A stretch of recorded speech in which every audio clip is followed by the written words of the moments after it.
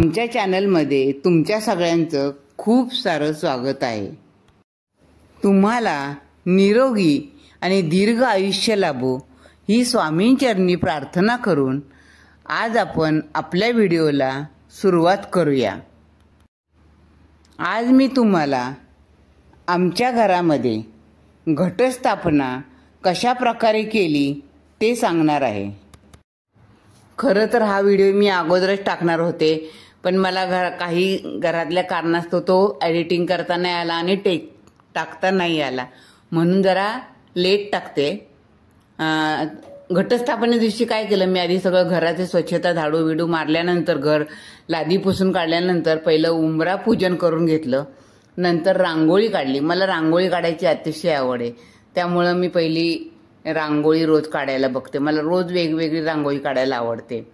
रांगोळी काढेपर्यंत म्हणजे आमच्याकडे घटस्थापने दिवशी म्हणजे रोज देवाच्या पूजेमध्ये जरा जास्त सहभाग मिस्टरांचा असतो, त्यामुळे मी घटस्थापना करेपर्यंत मिस्टरांचं देवपूजेचं काम चाललेलंच होतं। आता आमच्याकडे आम्ही काय करतो, कोणत्याही सणाला प्रत्येक देवांना घासून स्वच्छ अभिषेक वगैरे करतो।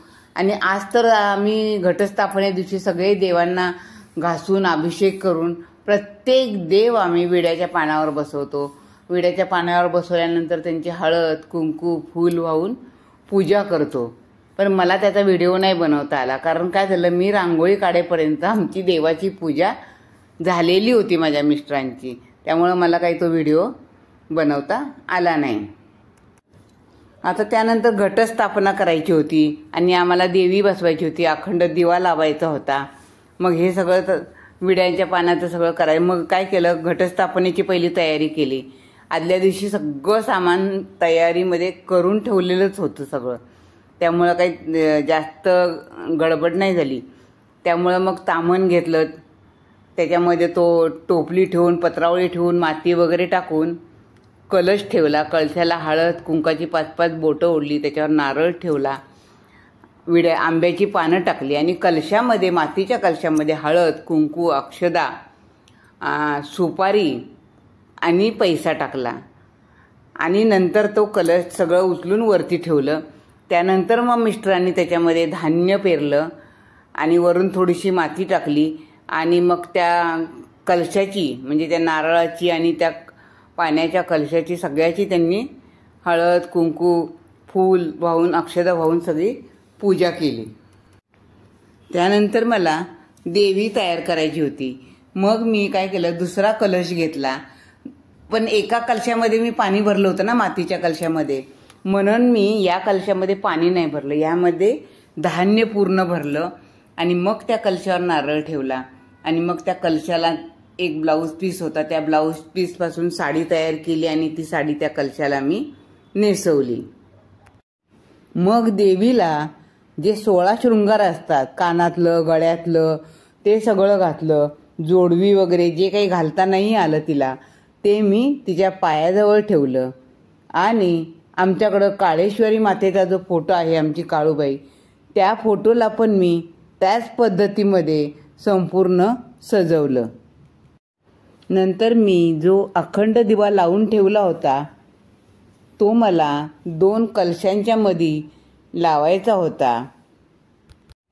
मग मी 2 कलशांच्या मध्ये अष्टदल कमल काढलं आणि त्यावर अखंड दिव्याची स्थापना केली। अष्टदल कमल कसं काढायचं त्याचा व्हिडिओ आपल्या चॅनलवर अगोदरच केलेला आहे। आता अखंड दिवा का लावायचा, तर अखंड दिवा लावण्यामुळे देवी मातेची आपल्यावर कृपादृष्टी होते, आपल्या घरामध्ये सुख समृद्धी आणि संपत्ती येते, म्हणून नेहमी अखंड दिवा लावायचा असतो। अखंड दिवा लावून झाल्यानंतर माझ्या मिस्टरांनी देवाची घटाची आणि अखंड दिव्याची पूजा केली। आमच्याकडं पहिल्या दिवशी घटाला 11 विड्याच्या पानांची माळ सोडली जाते, ती माळ पण बनवली होती, ती माळ पण घटाला सोडली। त्यानंतर देवीची मी ओटी भरली। ओटी भरून झाल्यानंतर मग काय केलं, माझ्या मिस्टरांनी आरती करून घेतली. आरती करून झाली की मग नैवेद्य दाखवला. पहिल्या दिवशी कसं तुपाचा नैवेद्य असतो ना, म्हणून तुपाचा नैवेद्य दाखवला. जी काही फळं आणली होती त्या फळांचा पण नैवेद्य दाखवला आणि घरात महानैवेद्य जो केला होता त्याचा पण मग नैवेद्य आम्ही दाखवला. नंतर मग आम्ही सप्तशतीचे दरवर्षी 14 पाठ करतो. मी, माझे मिस्टर आणि रचना असं तिघे मिळून सप्तशतीचे 14 पाठ करतो. मग मी सप्तशतीचा पाठ करण्यासाठी संकल्प केला आणि मग मी पाठ पूर्ण केले.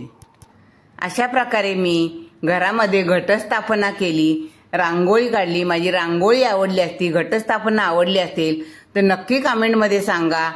माझ्या चॅनलला लाईक करा, शेअर करा, सबस्क्राईब करा. जय दुर्गा माँ. धन्यवाद.